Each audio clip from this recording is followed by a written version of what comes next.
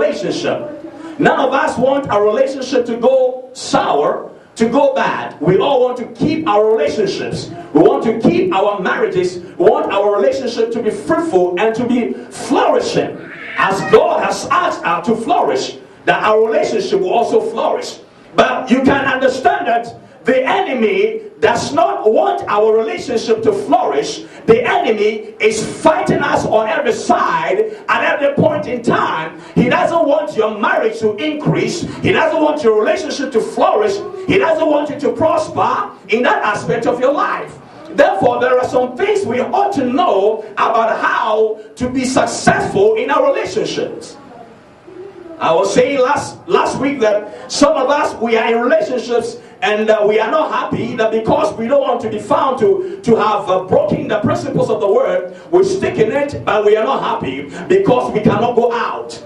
And for some of us that are still about to enter into the covenant relationship, let us understand that this is not a trivial thing.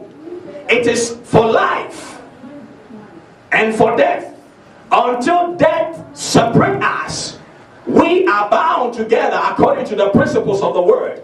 So it is important for us to know what are some of the components, what are some of the keys that will keep our relationships going. When there are rocky times, in the days of challenges and confusion, what can we stand on so that we can have a successful relationship? Marriage is all based on relationship. Adam, when God created Adam and brought everything that he needed, he gave him the cattle, he gave him dominion upon all the works of his hands. He says, Adam, have dominion, have control, take authority. But yet, we could see that Adam was not complete in the sense of relationship. God made him complete as a human being. He did not lack anything. He was whole. But in terms of having a relationship, there was no one with whom Adam could relate with. God found that Adam had no helpmate. Therefore, God made him a woman, a helpmate, with whom life could be together with.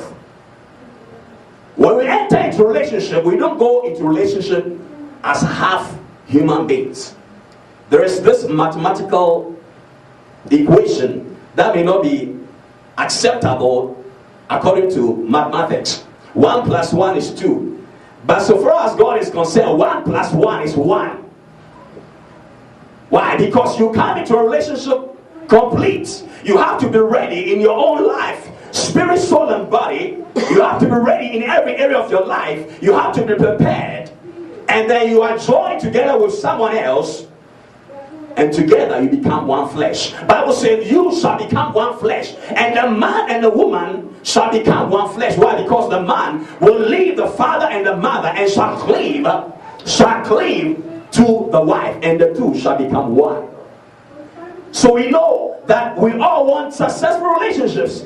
We have pain and we are stressed and many things that happen that keeps us in a state of discomfort. We wonder, why did I enter into this? Why did I find myself hooked up with this person? Sometimes we go ahead of guessing the day we hooked up together. But the day we were together on the first date, we would not ever think that anything bad will ever happen. Because sometimes we go in there blind. We go in there color blind. We go in there, we fall in love. We don't enter into it. So when you are falling, you don't even see where you're going. But there are some things that makes a relationship and marriage successful. And today we want to deal with these keys. We can talk about many of them, but we shall concentrate on just 5 keys that will make your relationship fruitful. That will make my relationship fruitful. We don't have an excellent relationship overnight. We work on it. I've heard about analogies every time about your relationship, your marriage. It's like how you maintain your vehicle.